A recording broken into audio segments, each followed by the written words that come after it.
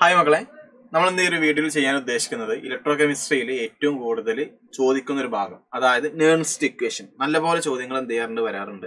അപ്പൊ അതിനെക്കുറിച്ചും അത് റിലേറ്റഡ് ആയിട്ടുള്ള ക്വസ്റ്റ്യൻസിനെ കുറിച്ചാണ് എന്ത് ചെയ്യുന്നത് പറയുന്നത് കേട്ടോ. അപ്പൊ നിങ്ങൾ നോക്കുക, ഫോർ എക്സാമ്പിൾ നിങ്ങളൊരു റിയാക്ഷൻ നിങ്ങളുടെ കയ്യിൽ തരും, എന്നാൽ അതിന്റെ ഇ സെൽ എന്ത് ചെയ്യും ചോദിക്കും. അപ്പൊ ഇ സെല്ലിന്റെ ഇക്വേഷൻ നിങ്ങൾ പഠിക്കുക. എന്താ ഇ സെല്ലിന്റെ ഇക്വേഷൻ? എന്താ? സ്റ്റാൻഡേർഡ് ഇ സെൽ, അതായത് E0 cell minus 2.303 RT/NF log QC എന്ന് പഠിക്കുക. QC എന്ന് വെച്ചാൽ എന്താ? ഏതൊരു സമയത്തും പ്രൊഡക്റ്റിന്റെ കോൺസെൻട്രേഷൻ ബൈ റിയാക്ടൻസിന്റെ കോൺസെൻട്രേഷൻ. അതായത് പ്രൊഡക്റ്റ് സി അല്ലേ, അതിന്റെ കോയിഷ്യന്റ് സി അല്ലേ, അപ്പൊ C/C into concentration of D/D ഇവിടെ ഒരു ഡി വേണം by concentration of A/A by concentration of B/B. അതാണ് ഇക്വേഷൻ. ഈ 298 കെൽവിനിലൊക്കെ ആണെങ്കിൽ നമുക്ക് ഇത് 298 കെൽവിൻ കൊടുക്കാം. ആറിന്റെ ഒരു വാല്യൂ കോൺസ്റ്റന്റ് ആണ്, എഫ് ഫാഡേസ് കോൺസ്റ്റന്റ്, അതെല്ലാം കോൺസ്റ്റന്റിനൊക്കെ വാല്യൂ പോയി സബ്സ്റ്റിറ്റ്യൂട്ട് ചെയ്താൽ 0.059 കിട്ടും. അത് നമുക്ക് റൗണ്ട് ഒക്കെ ചെയ്ത് 0.06 ആയിട്ട് എന്ത് ചെയ്യാം എടുക്കാം. എൻ എന്താ? ആ ഒരു റിയാക്ഷനിൽ അവർ എക്സ്ചേഞ്ച് ചെയ്ത ഇലക്ട്രോണിന്റെ നമ്പർ ആണ് എന്ത് എൻ. അപ്പൊ ഇതാണ് ഫൈനൽ ഇക്വേഷൻ. അപ്പൊ ഒരു എക്സാമ്പിൾ ആയിട്ട് നമുക്ക് നോക്കാം. ഫോർ എക്സാമ്പിൾ ഇതൊരു ഹാഫ് സെൽ അല്ലേ, അപ്പൊ ഹാഫ് സെല്ലിന്റെ ഇതിന്റെ റിഡക്ഷൻ പൊട്ടൻഷ്യൽ ചോദിക്കുകയാണെങ്കിൽ reduction potential of Cu2 + bar Cu equal to standard reduction potential minus equation എന്താ 0.059 ബൈ എൻ. ഇവിടെ എൻ എന്താ? 2 ഇലക്ട്രോൺ ആണ്, ഇൻറ്റു ലോഗ് പ്രൊഡക്റ്റിന്റെ കോൺസെൻട്രേഷൻ ബൈ റിയാക്ടൻസിന്റെ കോൺസെൻട്രേഷൻ. പ്രൊഡക്റ്റ് ഇവിടെ സോളിഡ് ആയതുകൊണ്ട് കോൺസെൻട്രേഷൻ നമുക്ക് യൂണിറ്റി ആയിട്ട് എടുക്കാം. ഈ അയോൺ പിന്നെ അക്വ സ്റ്റേറ്റിലാണ് നിൽക്കുക, അതുകൊണ്ട് ഇയാളുടെ കോൺസെൻട്രേഷൻ എന്താണോ അത് ക്വസ്റ്റ്യൻ തരും, അത് പോയിട്ട് ചെയ്യാം. ഇനിയിപ്പോ ഒരു ഫുൾ റിയാക്ഷൻ ആണെങ്കിലോ വീണ്ടും same equation, E cell equal to E0 cell minus 0.059 by n എത്രയുടെ 2 ആണ് കൊടുക്കുക, log product concentration by reactant concentration. ഇത് രണ്ടും സോളിഡ് ആയതുകൊണ്ട് അതിനെ നിങ്ങൾ എന്ത് ചെയ്യണ്ട, കോൺസെൻട്രേഷൻ മൈൻഡ് ചെയ്യണ്ട. അപ്പൊ ഇതാണ് ഇക്വേഷൻ. ഓക്കെ അല്ലേ, ക്ലിയർ ആണല്ലോ. ഇനി ഹൈഡ്രജൻ ഇലക്ട്രോഡ് ആണെങ്കിൽ H പ്ലസ്, അത് ഹൈഡ്രജൻ ഇലക്ട്രോണിന്റെ റിഡക്ഷൻ എന്ന് വെച്ചാൽ എന്താ? H+ ഒരു ഇലക്ട്രോൺ വാങ്ങിയിട്ട് എന്ത് കിട്ടുക? H കിട്ടുക. Hന് ഒരിക്കലും H എഴുതാൻ പാടുണ്ടോ? പാടില്ല. എന്താ എഴുതണ്ടേ? ഹാഫ് H2 എന്ന് എഴുതണ്ടേ. അപ്പൊ ഇതാണ് റിയാക്ഷൻ.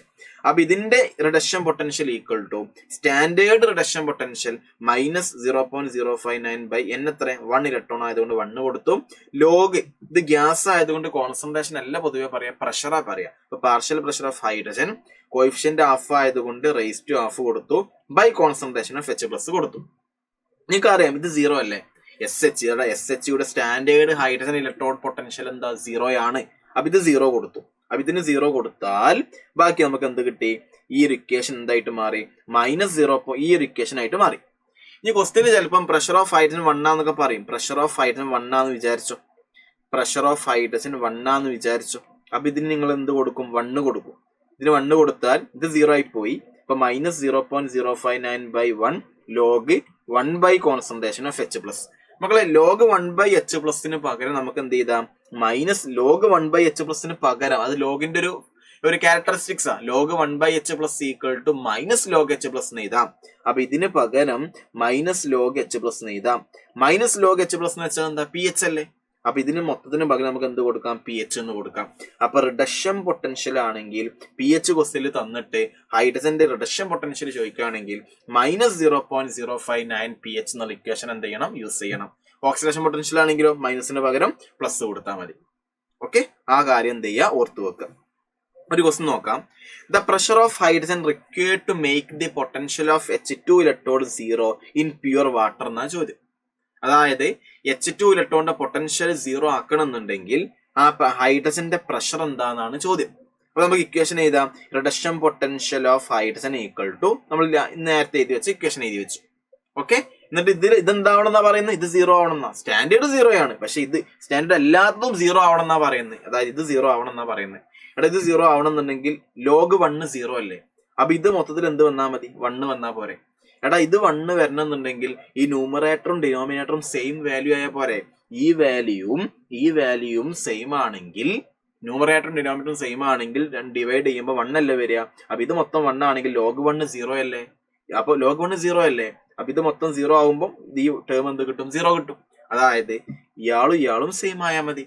അതായത് ഇത് റൂട്ട് പ്രഷർ ഓഫ് ഹൈഡ്രജൻ അല്ലേ. അപ്പൊ റൂട്ട് പ്രഷർ ഓഫ് ഹൈഡ്രജനും കോൺസെൻട്രേഷൻ ഓഫ് H+ഉം സെയിം ആയാൽ മതി. എടാ കോൺസെൻട്രേഷൻ ഓഫ് H+ എന്താ? പ്യൂർ വാട്ടറിന്റെ നിങ്ങൾക്ക് അറിയാം, 10⁻⁷. OH- എന്താ? 10⁻⁷.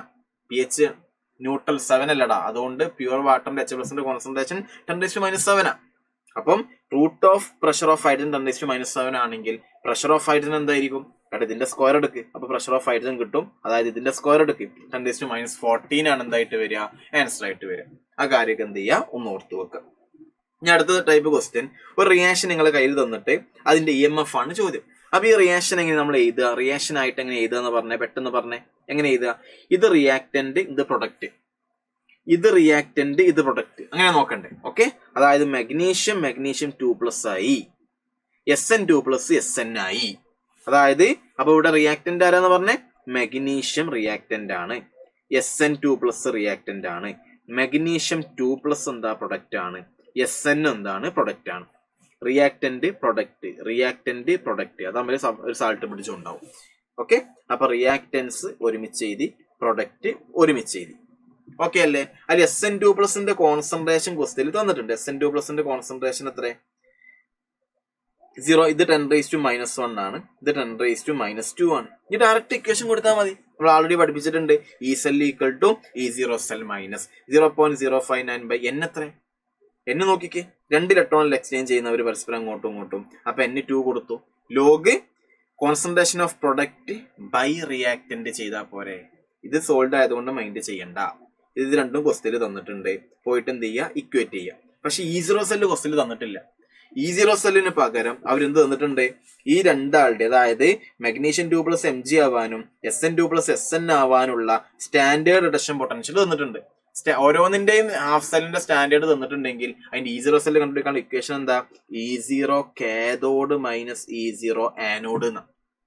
അപ്പം രണ്ടും റിഡക്ഷൻ, ഇത് റിഡക്ഷൻ പൊട്ടൻഷ്യൽ ആണോ ചെക്ക് ചെയ്തേ. Mg2+ Mg ആകും, റിഡക്ഷനാ. SN2+ SN ആകും, അതും റിഡക്ഷനാ. അപ്പൊ റിഡക്ഷൻ പൊട്ടൻഷ്യൽ ഇത് -2.34 ആ, ഇത് -0.14 ആ. വലിയ വാല്യൂ ഏതാ റിഡക്ഷൻ പൊട്ടൻഷ്യൽ? ഇവിടെ -2.34നേക്കാളും വലുതല്ലേ -0.14. അപ്പൊ ആർക്കാണോ റിഡക്ഷൻ പൊട്ടൻഷ്യൽ കൂടുതലുള്ളവൻ അവരാണ് കാഥോഡ്. അപ്പൊ കാഥോഡ് എന്ന് പറയുമ്പോൾ ആർക്കാണ് റിഡക്ഷൻ പൊട്ടൻഷ്യൽ കൂടുതലുള്ളവൻ അതാണ് കാഥോഡിൻ്റെത്. അപ്പൊ കാഥോഡിൻ്റെത് മൈനസ് ആനോഡിൻ്റെത് ചെയ്യാം. ഓക്കെ, ചെയ്തെന്ത് കിട്ടും, E0 സെല്ല് കിട്ടും.